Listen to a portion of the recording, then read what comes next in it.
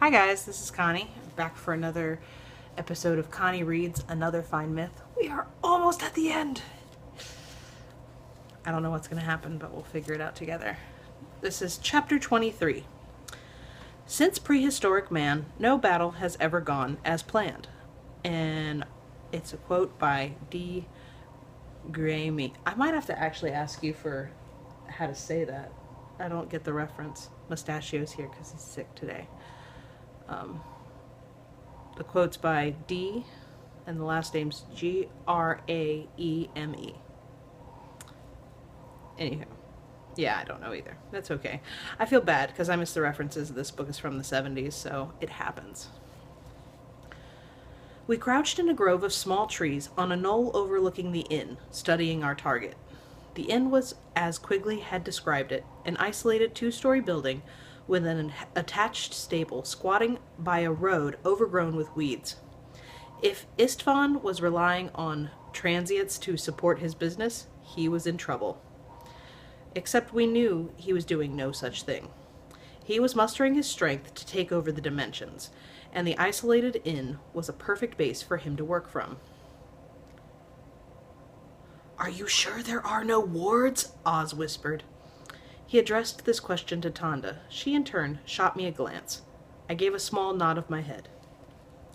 "Positive," she whispered back. It was all part of our plan. As far as Quigley was concerned, Tonda was the only one of our group that had any supernatural powers. "Good," said the demon hunter. "Demon powers make me uneasy. The less we have to deal with, the better I like it." "Don't get your hopes up," Oz commented, not taking his eyes from the inn. They're all right. The easier it is to get in, the harder it'll be to get out. And they're making it awfully easy for us to get in. "I don't like it," said Tonda firmly. "Neither do I," admitted Oz. "But things aren't going to get any better, so let's get started. You might as well get into disguise now." "Right, Oz," she said. Neither of them looked at me. In fact, Oz stared directly at Tonda. This kept Quigley's attention on her, also, though I must admit it helped that she began to writhe and grate wildly. Unobserved, I shut my eyes and got to work. I was getting pretty good at this disguise game, which was fortunate because I was going to be sorely tested today. With a few masterful strokes, I converted Tonda's lovely features into the dubious face of the imp Higgins, or rather Higgins' human disguise. This done, I opened my eyes again. Tonda was still gyrating. It was a pleasant enough sight that I was tempted to prolong it, but we had work to do. I cleared my throat, and Tonda acknowledged the signal by stopping. "How do I look?" she asked proudly. "Terrific," I exclaimed with no trace of modesty. Oz shot me a dirty look. "It's uncanny," Quigley marveled. "How do you do that?" "Professional secret," Tonda winked at him. "Off with you," Oz commanded. "And you too, Skeeve." "But Oz, couldn't I—" "No, you can't. We've discussed this before. This mission's far too dangerous for a lad of your inexperience." "Oh, all right, Oz," I said, crestfallen. "Cheer up, lad," Quigley told me. "Your day will come. If we fail, the mission falls to you." "I suppose so. Well, good luck." I turned to Tonda, but she was already gone, vanished as if the ground had swallowed her up.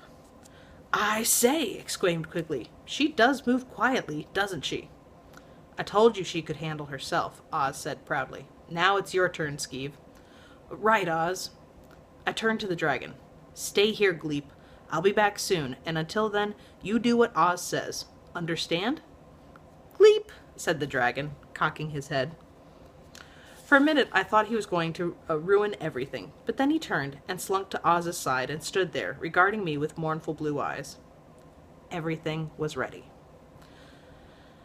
"Well, goodbye. Good luck," I called, and trudged slowly back over the knoll, hopefully a picture of abject misery.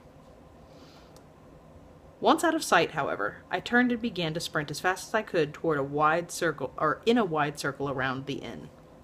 On the surface, our plan was quite simple.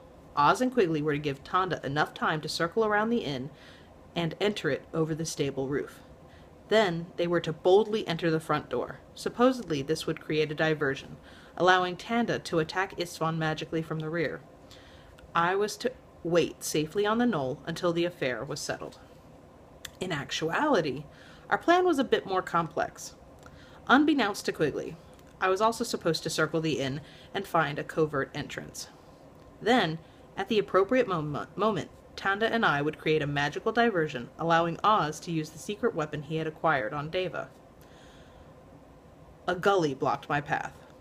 I took to the air without hesitation and flew over it. I had to be in position in time, or Oz would have no magical support at all. Actually, magic was quite easy here. The inn was sitting squarely on an intersection of two ground force lines, while a force line in the air passed directly overhead. Whatever happened in the upcoming battle of magic, we wouldn't suffer for lack of energy. I wished I knew more about Oz's secret weapon.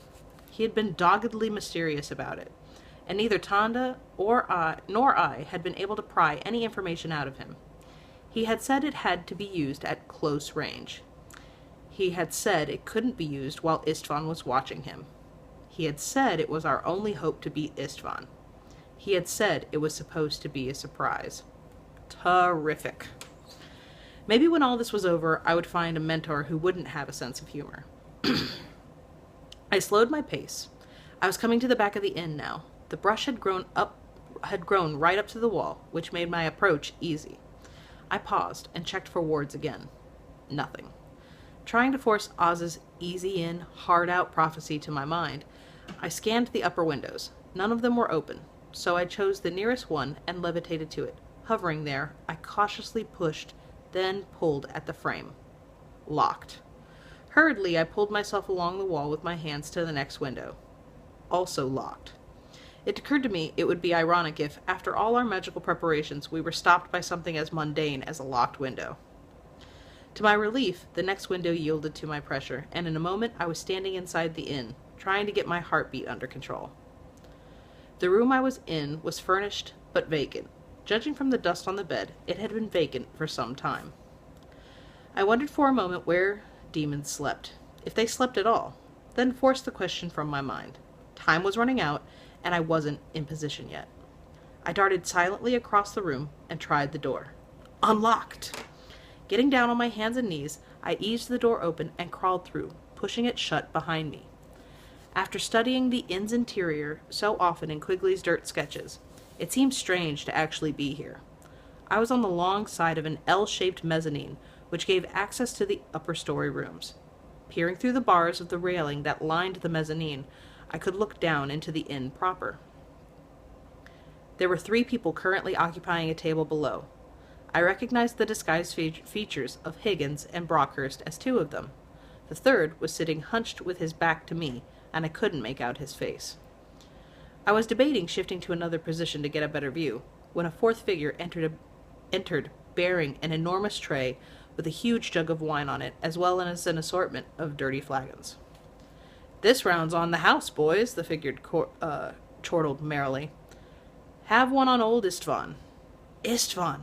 That was Istvan! Or, that was Istvan? The waddling figure below did not seem to display any of the menacing features I had expected in a would-be ruler of the dimensions. Quickly, I checked him for a magical aura. There was none. It wasn't a disguise. He really looked like that. I studied him carefully. He was tall, but his stoutness kept his height from being imposing. He had long white hair with a longer white beard, which nearly covered his chest with its fullness. His bright eyes were set in a face that seemed to be permanently smiling, and his nose and cheeks were flushed, though whether from drink or laughter, I couldn't tell. This was the dark figure of evil I had been dreading all these weeks? He looked to be exactly what Quigley said he was, a harmless old innkeeper. A movement at the far end of the mezzanine caught my eye. Tanda! She was crouched behind the railing as I was on the other side of the stairs, and at first I thought I had just seen the movement of her easing into position. Then she looked my way and cautiously waved her hand again, and I realized she was signaling for my attention. I waved in acknowledgement, which she must have seen, for she stopped signaling and changed to another set of actions. Glancing furtively at the figures below, to be sure she wasn't observed, she began a strange pantomime. First, she made several repeated gestures around her forehead, then urgently behind her. I didn't understand and shook my head to convey this. She repeated the gestures more emphatically. This time, I realized she was actually pointing down and behind her. The stables. Something about the stables. But what about the stables?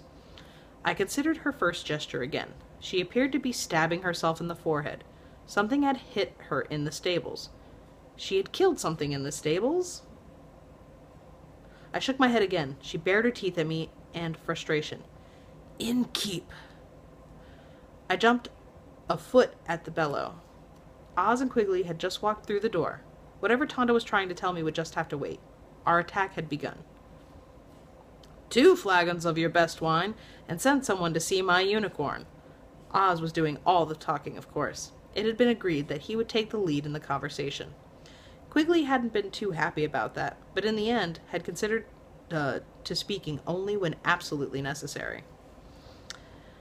Their entrance had had surprising little impact on the assemblage below. In fact, Istvan was the only one to even look in their direction. Come in, gentlemen, he smiled, spreading his arms wide in welcome. We've been expecting you. You have? Blurted Quigley, echoing my thoughts. Of course. You shouldn't try to fool old Istvan. He shook a finger at them in mock sternness. Word was just brought to us by... I'm sorry. I haven't introduced you to my new purchasing agent yet. We've met, came the voice in a hunched figure as he turned to face them. Frumple. That's what Tonda had been trying to tell me. The war unicorn, Quigley's unicorn, was down in the stable. For all our speed, Frumple had gotten here ahead of us. Who are you? Asked Quigley, peering at the devil. For some reason, this seemed to set Istvan off into peals of laughter from his eyes. We are going to have such fun this afternoon. He gestured absently at the inn door, slammed shut. There was a sudden ripple of dull clunks behind me, and I realized the room doors were locking themselves. We were sealed in. All of us. I don't believe I've had such a good time since I made love to my weak, dead sister. Istvan's voice was still jovial, but it struck an icy note of fear within me. Excuse me. I realized not only was he a powerful magician, he was quite insane. And of course I would start coughing now that the chapter's over. So that's the end of chapter 23, and I'll see you tomorrow for chapter 24. Be careful with that and enjoy, please and thank you. Bye.